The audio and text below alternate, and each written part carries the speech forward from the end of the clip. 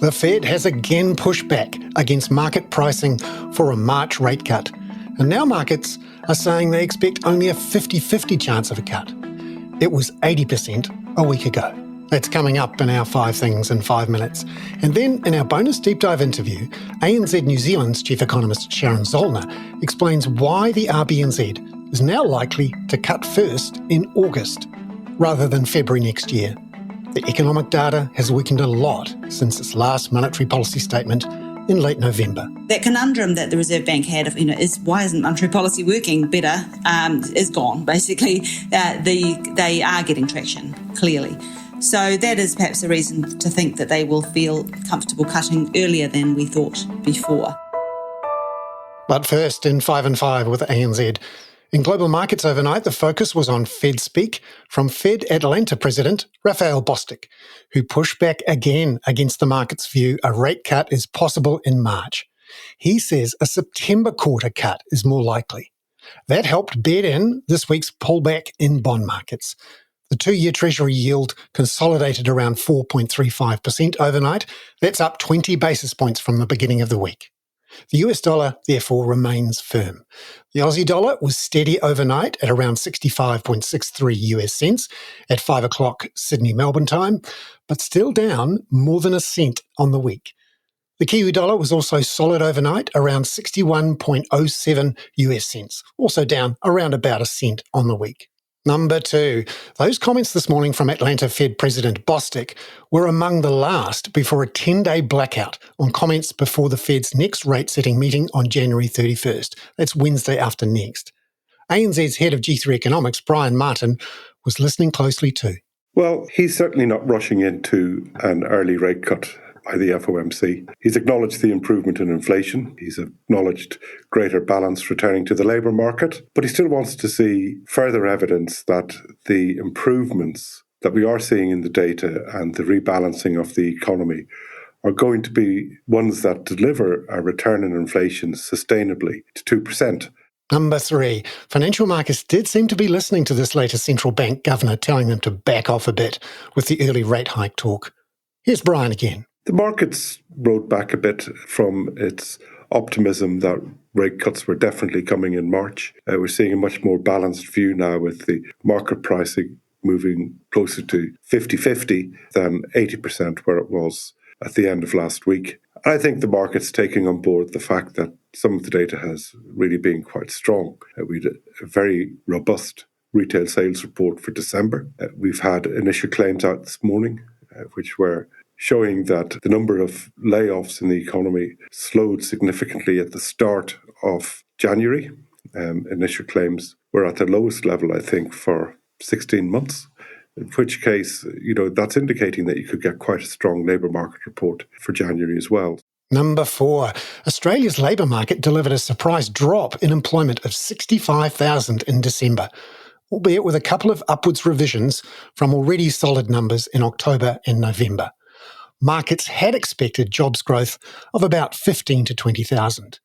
Here's ANZ economist in Australia, Blair Chapman, explaining what it means for the RBA.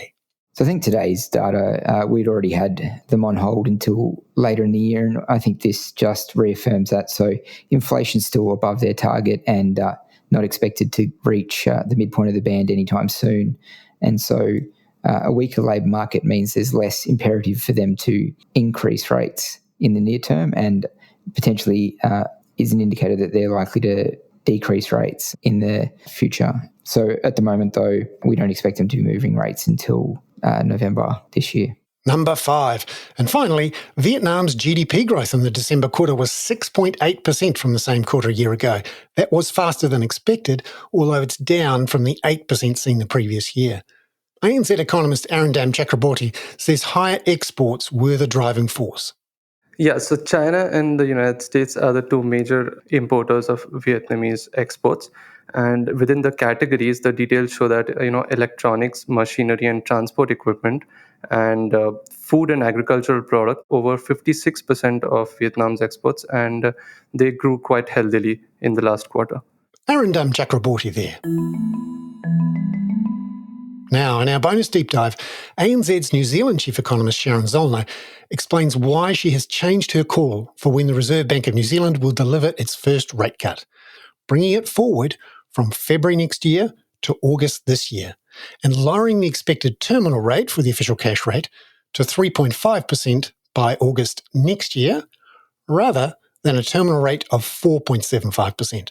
So the main reason we see that happening is that by the September quarter, on our forecasts, we'll have inflation back in the band, unemployment will be above 5% and still rising, and we estimate that the economy will still be running at below capacity. So we judge that at that point, the Reserve Bank will be comfortable that they've done enough.